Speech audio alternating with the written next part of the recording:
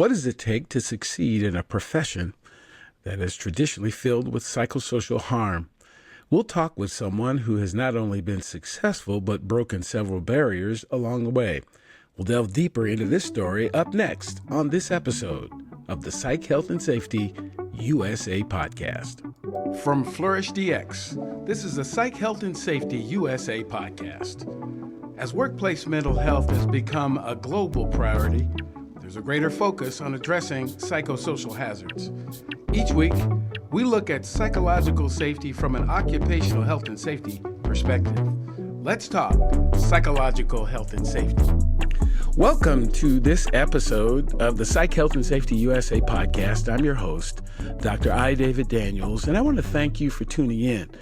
Our goal for each episode is to increase awareness of the importance of psychological health and safety by learning from the lived experiences, research, and expertise of our guests, as well as advocating strategies to reduce harm and minimize vulnerability to psychosocial hazards in the American workplace.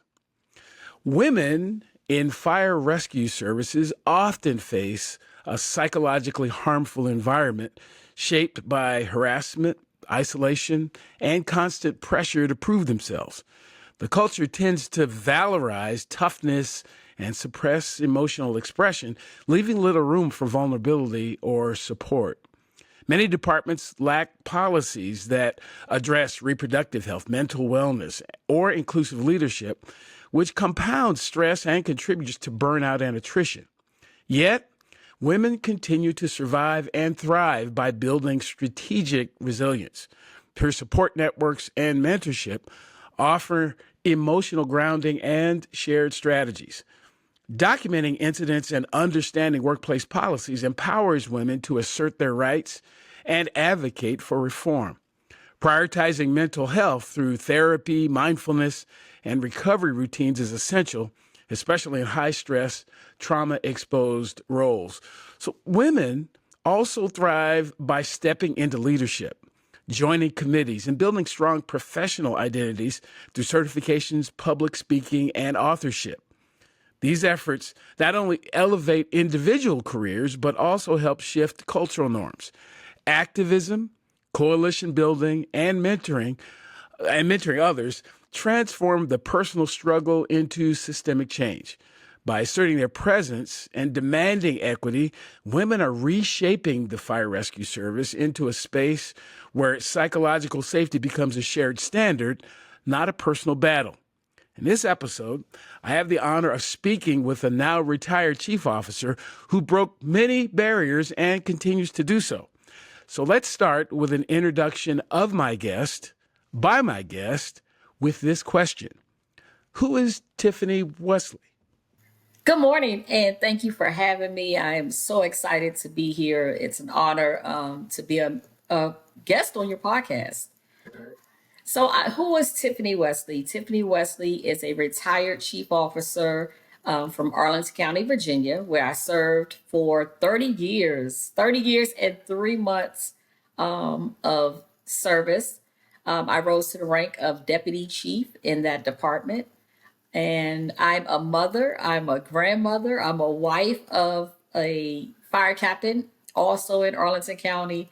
I'm also a speaker, a John Maxwell certified speaker, teacher, leader, and coach, and so many other things. I'm a mentor, I'm all things. Wow. Yeah, and we're going to hear about a few of them over our conversation here. One of the things that I actually ask everyone who comes on to hear it in their words is, what does psychological health and safety mean to you? In the simplest terms, to me, psychological safety means having every person feel safe and free from harm. And that's it in its simplest terms. When I think about psychological safety, it means I can come to work, I can feel free to voice my opinion, I can feel free to make mistakes without the fear of retaliation or retribution or any of the above. So basically, just feeling safe, feeling as if I belong in a system that I'm working. Yeah. The the part of what you just said that certainly resonates is the part that I feel that way, because there's a difference between being safe and feeling that way. There are a lot of situations that are, in the traditional sense, they're objectively pretty safe. I mean, I didn't trip and fall. I didn't get burned or injured, or I had access to XYZ. But there are some of these systems, as objectively safe as they look, they just don't feel that way, and they don't feel that way particularly to certain people. And that we were having that conversation before we pushed the record button, that the fire rescue service is one of those that, you know, it, and I won't say unfortunately, it kind of just is what it is. It was created for and by one group of people. And if you're not one of those group of people, if you're not one of those, then it's just more difficult. It's a little bit harder. It's a little bit more emotionally challenging because the system really wasn't set up to be able to accept different kinds of people. So, given that, what led you into the fire rescue service as a profession? So that's an interesting question, one that I love sharing because I took a different route. I was going to college for hotel restaurant management. I wanted to be a chef just like my brother. I did an internship in Disney World. And prior to going to Disney World, I eloped. So I got married. But it was that experience in Disney, learning the trade of being a chef, where I realized chefs work really long, hard hours. So I came back home after I completed the program. I ended up getting pregnant with my daughter, and my reason why, I talk about her all the time, and I'm sure we'll get to her. And at that moment, there was something that I needed to do more, right? Now I have a family. I was only 19 years old. I heard an announcement on the radio that said they were looking, and I always do air quotes when I say they were looking for men and women to join the fire service. I didn't know any firefighters. I had never even been in a firehouse before. And I said, let me try. And I emphasized, let me try. And so trying, I passed the written test with flying colors. And it wasn't until the physical agility, I failed actually two horrific times. And then on that third attempt, it was something like, I have to do this. So, I got strength, started doing push-ups and sit-ups and just things that would get me through the test. And I ended up getting hired. Wow. Wow.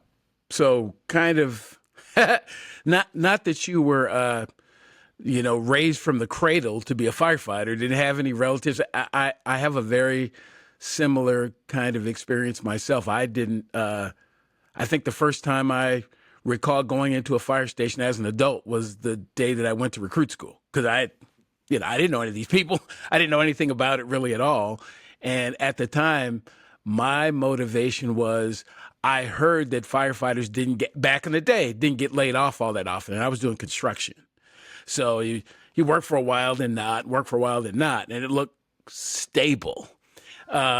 Even that has changed over the years. Now, you have communities across the country who have, I think sometimes not really thought about the real cost that it takes to provide the service, and they find themselves laying people off and all that type of thing.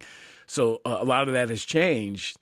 And so 30 years ago, when you came into the fire rescue service, so what did you think about the emotional kind of part of the experience? Because I assume that they talked a lot about physical safety and becoming stronger and, all that type of stuff. I make that assumption, and maybe that may not be the case either. But what was the emotional part? What did that feel like when you got into the industry? So we didn't, obviously, 30 years ago, there was no talk of emotional safety. I don't remember any classes talking about behavioral health and mental health and all of these things that we discuss now. So that emotional side was left out. so much so that I wrote a piece when I entered into the diversity, equity, and inclusion um, framework and teaching, and I wrote a piece at the beginning that I would read before I started, and it basically talks about scene safe BSI, which is body substance isolation. And I gave the comparison where we were taught that we had to say it every time, you know, especially in recruit school. The scene is safe, body substance isolation. But no one told me what was going to keep me safe from the environment, right? No one talked about how I was going to be safe from the insensitive comments or calling me out of my name. That's a big one for me. Like, my name is Tiffany. I joined the fire services, Tiffany Shalon. I was Costello back then, but calling me a different name, calling me Private Hooks, or, you know, I didn't understand that. I grew up in a two-parent Christian household. I had an older brother who teased me, but this teasing was different. It wasn't meant to you know, help me grow. It was meant to paralyze me in that moment, right? And so the emotional, we didn't have anything for 30 years ago that helped me with that. Wow. So, how'd you make it? Prayer, a lot of prayer, honestly. That has kept me and I would say that for the entire 30 years. I've been doing affirmations for probably over 30 years. And so those affirmations would get me through.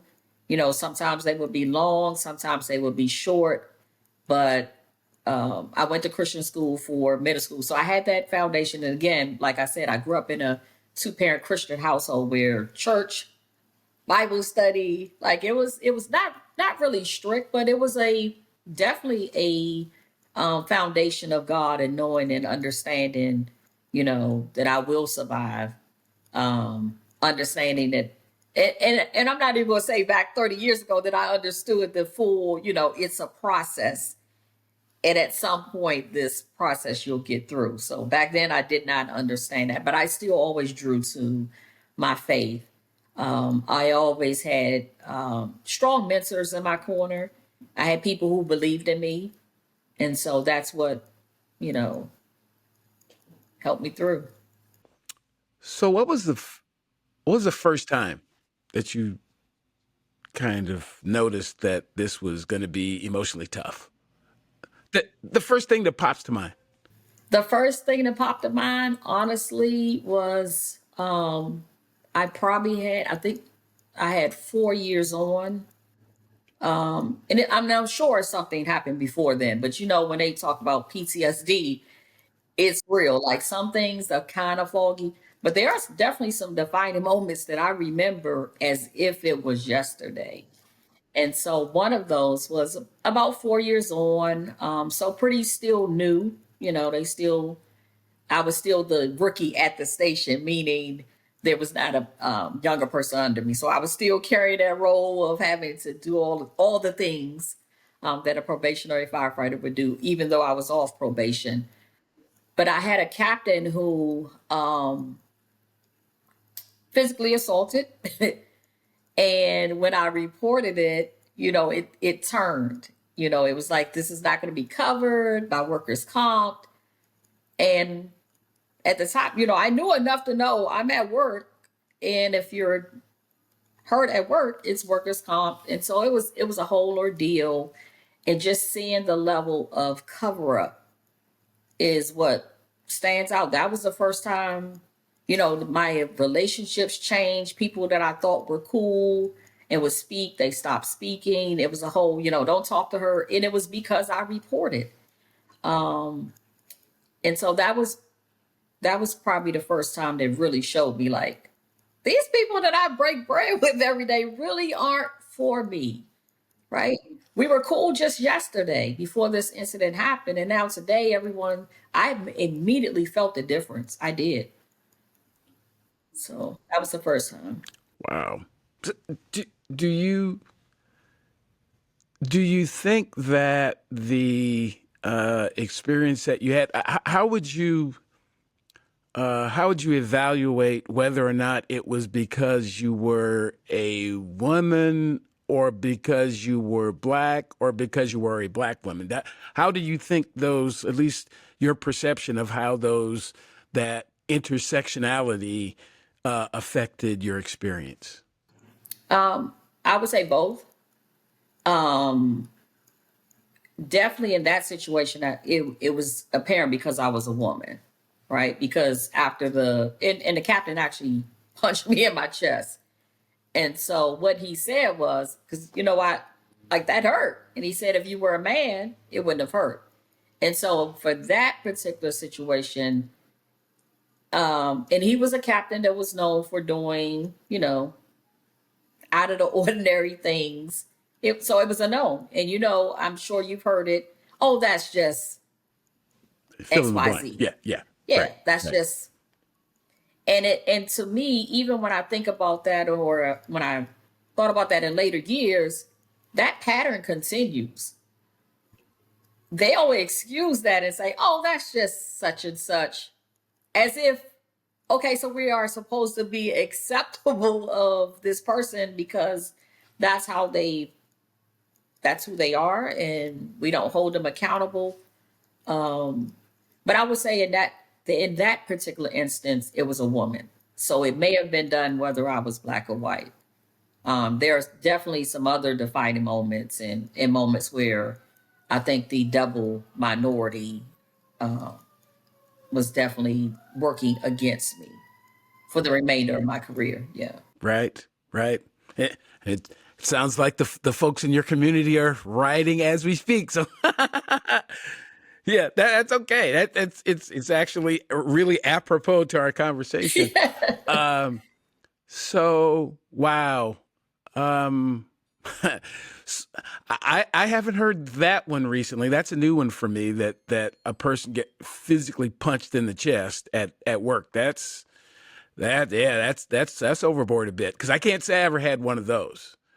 I can say I got a lot of the words and phrases and weird questions and being isolated and left out of meetings and not told what was going on and that type of stuff. I can't recall ever being physically assaulted really in any of my workplaces, but I think that comes with the privilege of being male.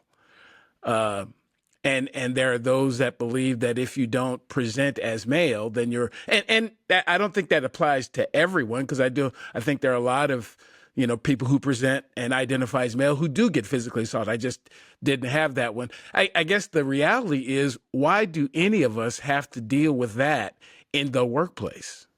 Correct. I mean, Correct. what's that all about?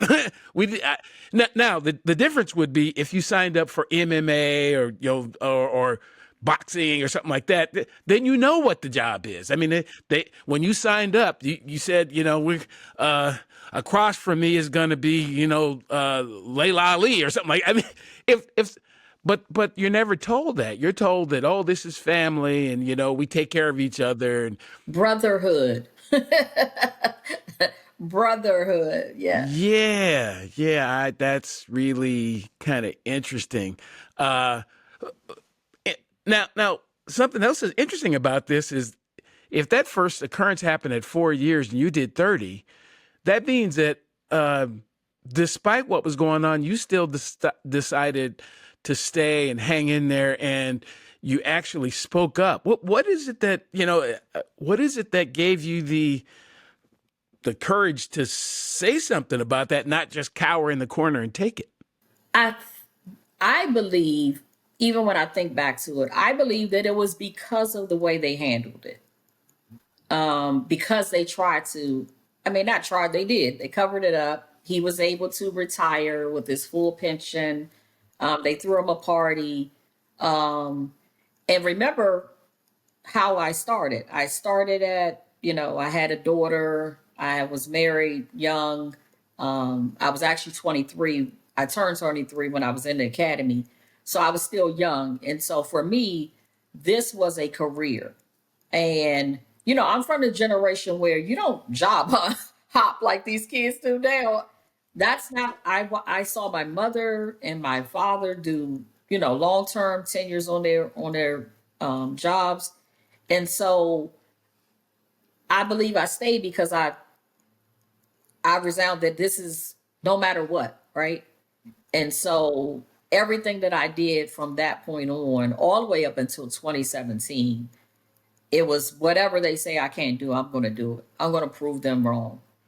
And then in 2017, my first lady, who I'm very close to, she said, "Why do you keep saying that? Stop saying that." And at this point, I had started speaking. And she said, "Stop saying that. When are you going to realize that you're doing this for you, to prove to yourself, and stop trying to prove to others?" And but up until that point, everything I did, it was, so you can imagine how emotionally draining that was at times, because no matter what it was, I'm going to prove to them that I can do this. I can stick it out. I can take it. I can, whatever you dish out, I'm going to take it. Wow. Wow. Wow. Yeah, that again, trying to relate as best I can. I do. I resemble that remark. Yeah, Yeah. I do. I resemble that remark. Again, for me, it was, so I was hired in Seattle, Washington, and I was hired under a really aggressive affirmative action program. That's how I got hired. So I'm one of those who's honest to say, yeah, I got hired because I was black, because the system itself was not set up to be open, to be supportive of me. It had, we were in a big city and you had to do a bunch of stuff that city kids didn't have the opportunity to do. I had the capability, but I wasn't going to get the opportunity until the system was changed. And they said, look, we have to do something to diversify. And this was in the 80s, to diversify this organization that also serves people in our city that are not white men. So they created this whole deal and took the test and got in and all that type of thing. And of the 32 people that completed where we started with 32, 28 of us finished. I was the second person to make lieutenant, the first one to make captain and beyond, and the only one to become a chief officer, at least a fire chief. So obviously there was something in there, but the system itself wasn't set up to give me that kind of opportunity. Once I figured it out, and this is something that once people figure out what the system is, it's not we can't do it, but the system is like, why is it so hard for me to figure it out? Because you won't be honest about it. You won't just lay it out. It's all these secret handshakes and all this other stuff going on. Yes. I say it all the time. That's why you see me over here moving and getting excited. I say all the time, had I known the rules on day one, um, I I believe my career would have been easier. I didn't know that I was playing chess, right? I came in thinking this is checkers. This is a fun game. It's a brotherhood. And I didn't know the rules. Those rules were held to a select, I'm not even going to say a select few because I was the select few. But those rules were passed out. They knew, like you said, the secret handshakes, the mentoring under the table, as a fire chief told me he did. Um, those things were not known. So I had to figure it out. And sometimes figuring that out meant I had to suffer in silence while I figured it out. Wow, wow, wow. So while suffering in silence, you again at some point decided, I think I have what it takes to be in roles of leadership. So again, was there a particular person, a particular situation that got you interested in leadership, or was it another one? I'm just going to show y'all because you don't think I can do it. Yes. Yeah. Honestly, honestly, Right. honestly, the test became open. I watched others that were not so good at leadership. And so it was like, why not? Why not me? Right. And so I took the test. I did really well, my very first test, and I didn't get promoted. And I was like, oh, okay, first test, that's, understandable. And then I started seeing a pattern The next test, 2 years later, I did really well. And it was three females, and none of us got promoted. I'm like, okay. And I had put in for the fire marshal office, didn't get that either. I'm like, wait a minute. Like, it's something here. It's something definitely here. Because we did banding, meaning you never know what number you come out in. It's highly qualified more than, and the, it trickled down like that. And that meant the chief can pick anywhere in that category. And you never know if you came out number one or number 10. And so I believe that was a way to, continue the pattern. And so I challenged that system. And yeah, I challenged the system in 2007. It didn't get to court until 2009. Oh, it went all the way to court. It was one of those kind of challenges. Yes, yes. Okay. All right. Wow. So again, now I'm starting to see a pattern. You get into a system really young, feeling like this is going to be a career for you, and you find yourself having to challenge, it seems like at every level, having to challenge the system, but you seem to have succeeded. No. No, No? I did not. Did I not? did not. Tell No, me more. no. So I lost. I lost after a 3-day trial. And again, that was a defining moment though, because I always say I lost, but I won. Because going through that process showed me that, and in my belief, and I still believe 99.9% of people would never been able to go through what I experienced in that time. So I started in 94 and here I am in 2007 challenging the system. So I'm still, relatively new, right? But I had been trickling along doing a lot of things. I went to fire marshal school, so I had my fire inspector and investigator, and I even went to bomb school. So I became a nationally certified bomb technician.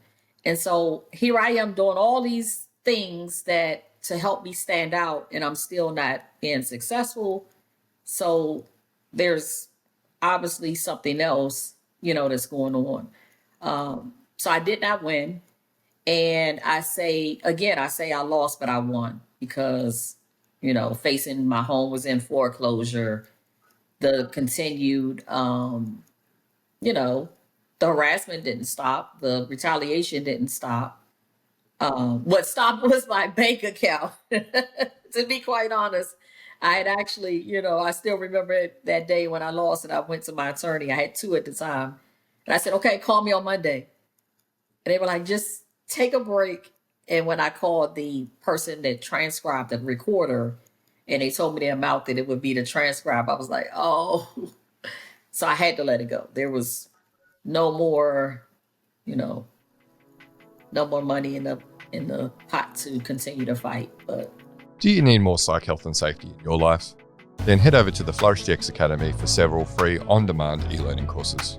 If you're an internal professional, follow Flourish DX on Eventbrite to register for any of our free fortnightly interactive webinars. Our flagship professional practice program is also exclusively available for internal professionals. The 12-week course blends theory, applied practice, and interaction with other professionals through live lectures and a monthly community of practice session. Find out more about all these learning opportunities or inquire about a bespoke in-house training at the Flourish DX Academy. www.45003.org. Now back to this episode. At some point, even despite that loss, you got over at least a hurdle and got into a leadership. How did you get your first leadership role? yeah, so I tested again. Because again, remember, I was like, nothing's going to stop me. I'm going to continue to test. So I tested again. And at the time when I challenged, we went from firefighter to captain. So this time we reinstituted lieutenants back into our rank structure. So I was promoted to lieutenant. And then I continued, so our ranks are lieutenant, captain 1, captain 2, battalion chief, and then deputy chief. And so each one of those ranks, I was the first African American female to be promoted in the department. Wow. Wow.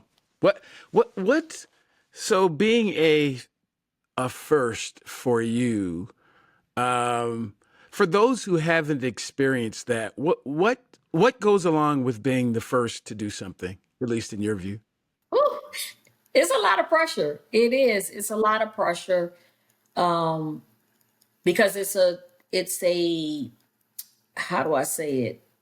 It's a unknown territory. It's like an uncharted water for not just that first, for the remainder of the of the organization. And I'll speak to like once I began to get chief level, right?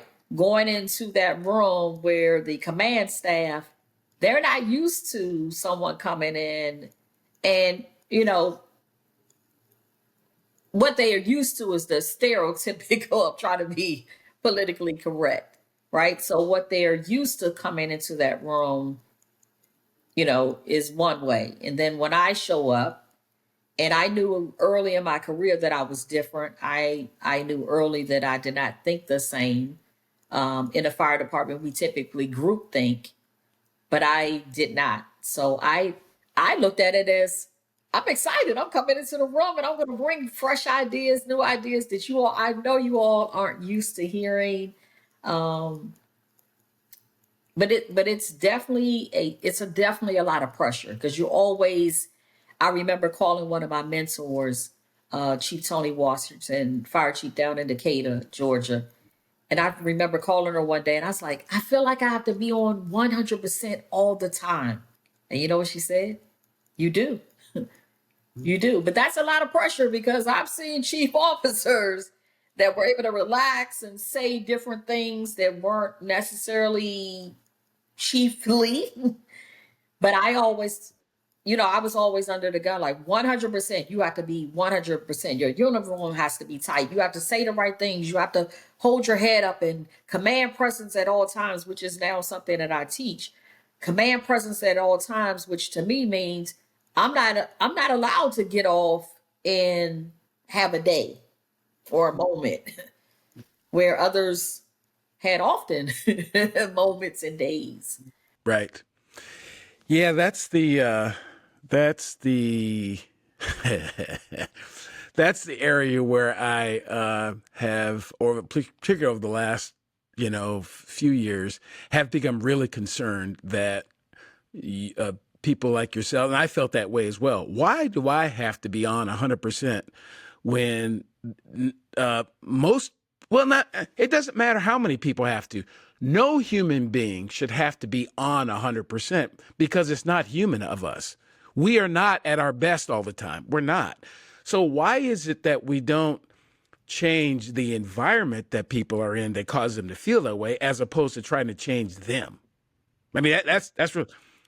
How many years, how many decades and centuries are we going to go and create the same kind of system and force the human being to change rather than just changing the system? Because these systems are not all that difficult to change. They really are not.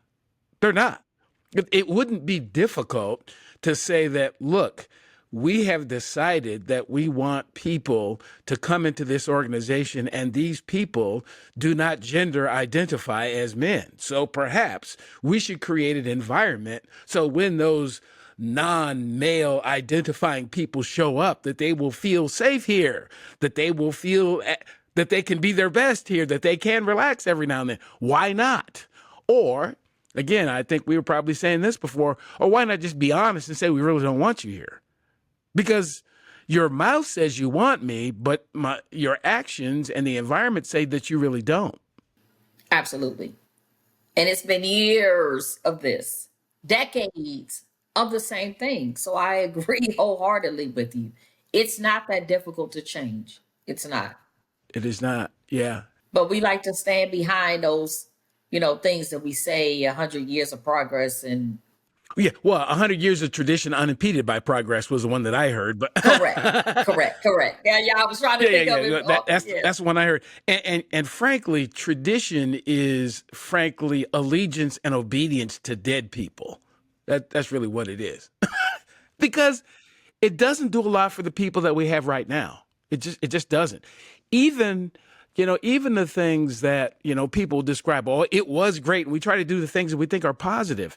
They simply don't match the people that are here today. And and I also find it interesting that when you challenge that, it's like, well, what, you don't like them, or you think, I'm not saying that there's anything bad about what they did. I'm simply saying that it doesn't fit now. That's all.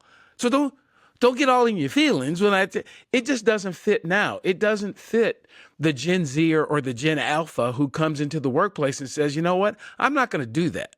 So if you're wondering, fire department, police department, public works department, bank, law office, if you're wondering why you cannot recruit Gen Zers, it's because you're trying to make them something that they are not.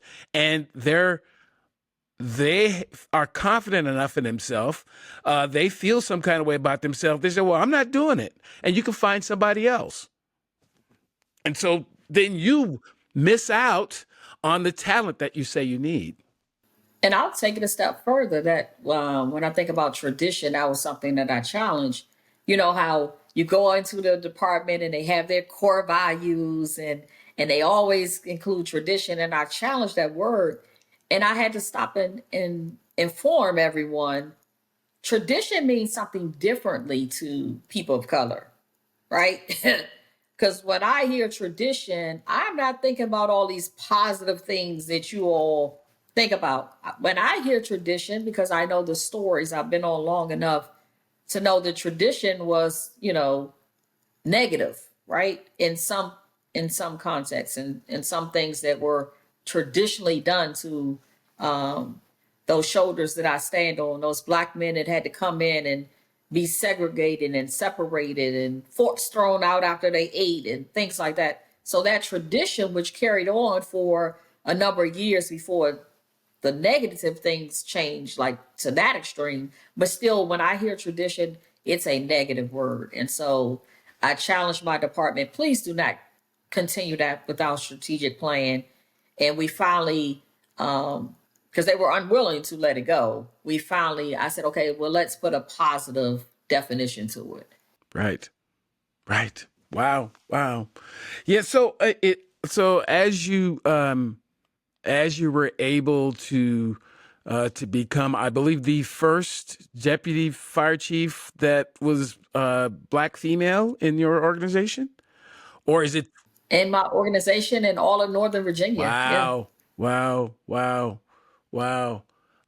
It you also, and frankly, I think I met you when you were still a captain, still watching some of these kind of at a distance, some of these achievements. But you also were, I recall, I think it was on Facebook, you walking into the National Fire Academy, and Oh my I goodness. still remember, Yes. showing a video of this black woman who is now a member of the board of visitors, and it was you. So It was it was me. you. Oh my God. How does that come about? So I applied. I saw the announcement. Um, Obviously, I was not even very familiar with what the job entails, but I asked a couple of people. They were like, "Yeah, go ahead and go ahead. You should apply." So I applied, and it was a long process. Like you have to be vetted all the way up to the White House. It's a special operations personnel. And so essentially, what you're doing is advising the fire administrator on those things that happen through the National Fire Academy. So that's inclusive of the trainings that are put out, the grounds, all things within the fire service as a whole. So it's a big deal. And so when I walked into the fire academy, I had heard that my picture was up, and I had been there before. So the makeup, you've been there before. And I had never seen a face that looked like mine. Because when the chair, Fire Chief John Butler from Fairfax, he was up there. But prior to that, I had never seen a person of color, and definitely a female. And so when I walked in, I was looking, and I put it on live because I wanted people to feel that same energy and emotion that I felt, because I knew it was going to be raw, because that was a big deal. And so just one point leading back to how I've been able to get through it, mentoring and sharing my story is one of the things, aside from when I know I say prayer and affirmation, but the more I'm transparent with others, that to me, that has helped me to keep going, because now I know that people are watching me, they're reaching out. So that was one of those moments. And just seeing my face up there, I was like, oh my God, but God, nothing else could have made this like, that's the unimaginable. That was, yeah. Yeah, yeah. It is one of those days where you think back to that captain who punched you and go like, what would they think now? Yes, yes, Yeah, yes, all those yes, people who yes. thought I wouldn't make it, how would they? Yeah, yeah. And it goes back to your point that, a lot of the things that you did to prove, to others. But I honestly believe that whether you were cognizant of it or not, you were also proving to yourself, though. Uh, Right. Yes. I heard Yes. once that it's not the stories that others tell about you that really matter. It's the ones you tell about yourself. And when you hear this kind of negative reinforcement and all this type of thing, some people, that becomes their story of themselves because other people said it. There are others that take that becomes the fuel to rewrite my own story. I don't really believe that story. There's something about that I don't like, that doesn't feel comfortable for me, so I'm going to write a new one. I'm gonna do this different, and it is harder. I honestly, I do believe it is emotionally easier. It feels easier to go along, but ultimately you end up more damaged in the end. Just those who go along. And on the other hand, those who have to fight through it, it's hard. But when you come out the other end, you come out with a kind of resilience that, is really helpful, not only in the fire rescue service, but in other venues. Yes. Absolutely. And that's why the affirmations are so, apropos, because, you hearing all of this negativity in the firehouse, in the fire station, and you're hearing all these things. Like there's a song to say when they say this, and you say, I'm not that. And so that's part of that affirmation. Like, I am the head and not the tail.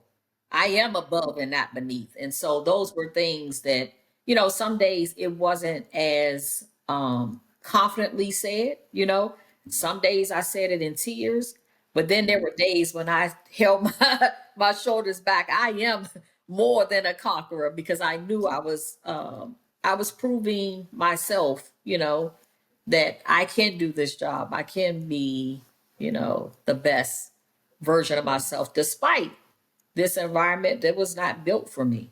Right, right. So you were recently elected as the first female chair. So you're just continuing to, these barriers are continuing to be broken. The first female Yes. chair of the Black Chief Officers Committee. So tell me, I have we have folks who listen to this podcast who know nothing about the fire rescue service at all. This isn't a fire rescue service focused thing. So we have people who are listening in, last I checked, 14 or 15 countries who know little or nothing. So chat a little bit about what the Black Chief Officers Committee is and what your role as chair is. So the Black Chief Officers Committee was created initially under the International Association of Black Professional Firefighters. So that organization is still in existence.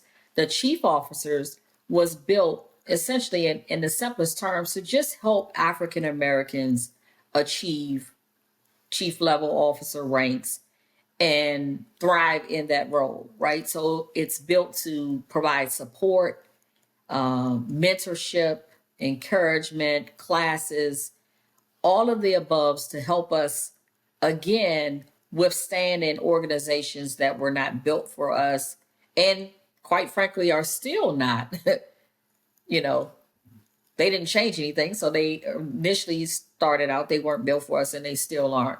So it's just helping us to be successful in those roles. Becoming chair this year is one of those another one of those standout moments because I am the fifth chair in the 40-year existence. Only the fifth, and I am the first female. And so taking on a role like this in retirement, I'm trying not to show so much expression in my face. I mean, it's exciting. It has come with some challenges, but again, it's opportunity to continue.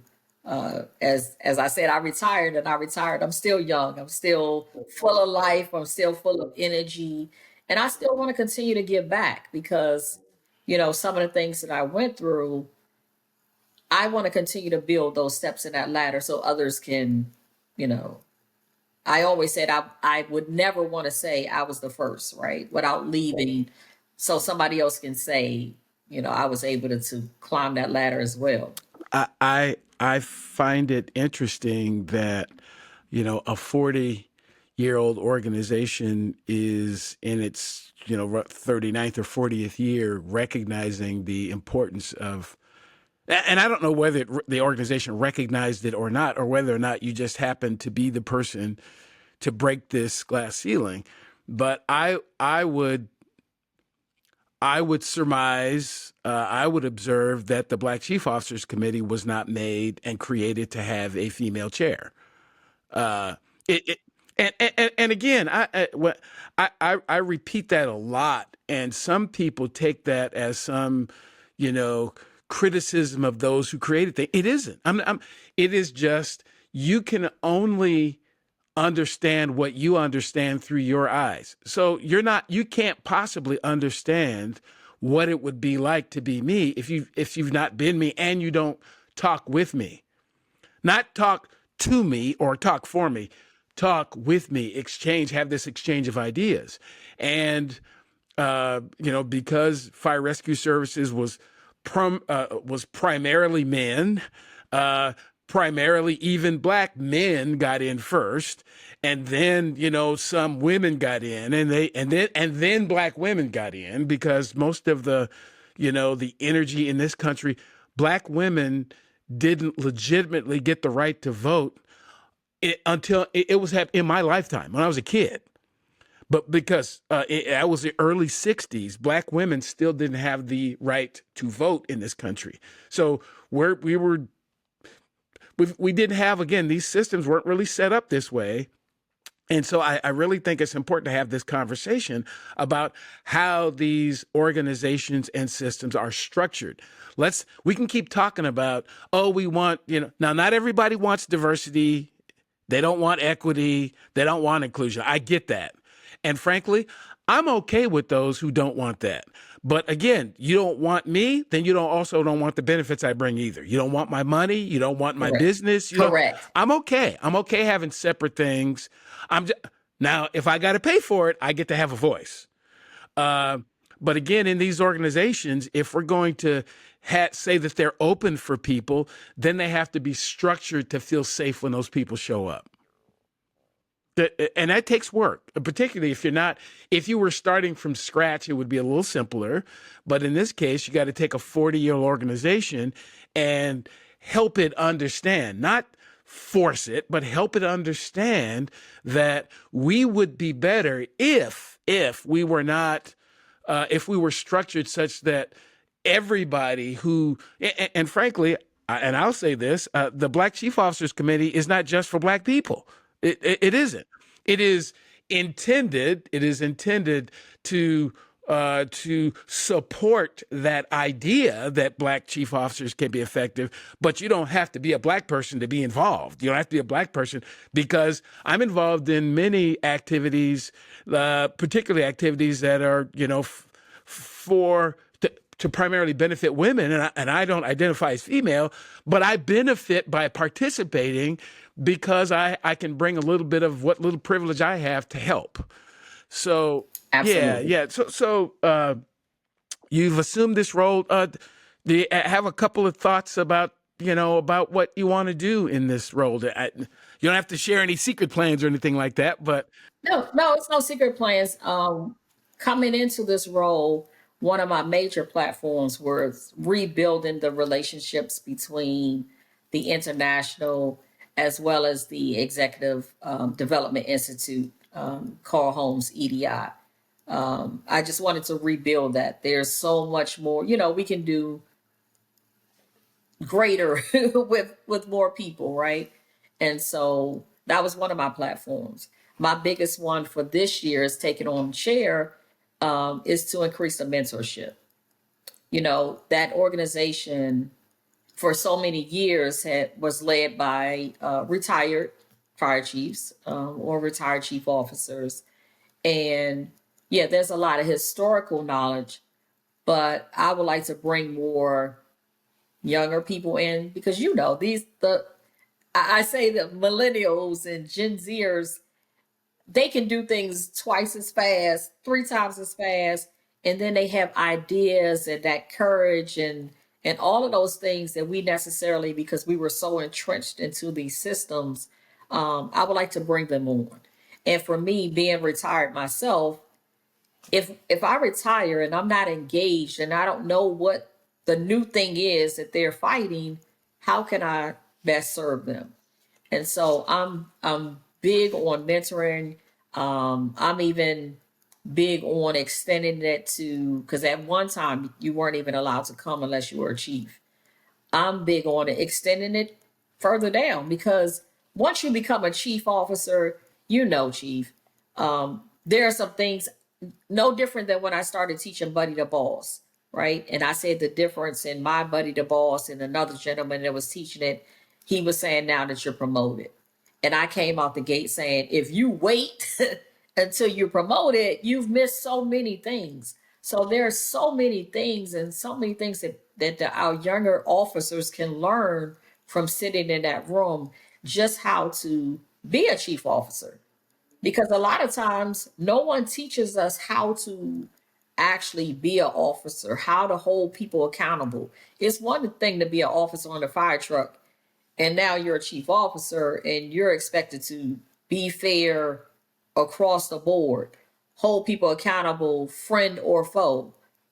And we're not necessarily taught those things, right?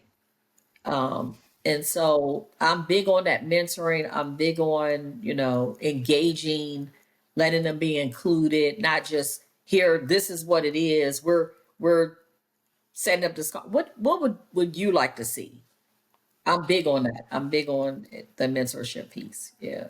yeah, I believe it is more important that your ideas be active than your employment be active, because there are things that I learned after I was no longer active in the fire rescue service that I wish I would have known then, because I could have been more effective. But nobody, I wasn't exposed to it. Nobody talked about it.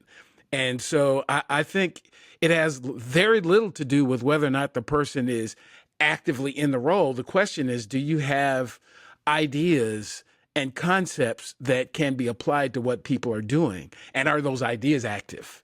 Because some of the ideas that people have, they're not very active ideas. They don't really work all that well. People keep doing them because they don't have any others. There are people who believe that the way to get, folks to do things is to yell and scream at them. And frankly, you end up losing your voice and you end up losing them, because people don't want, there's a generation, I didn't want to be. I didn't like people yelling at me. That didn't work for me. And matter of fact, we had a bit of a revolt in my recruit class. We said, the yelling and screaming just doesn't work for us. This was 45 years ago. So I wasn't unique in that thought, but there are so many who have these ideas that just don't work for the group that you're trying to share that idea with. And so that's the conversation you're having about stitching these groups together. We're having that same one as it relates to organizations, Black occupational health and safety professionals are having that same conversation.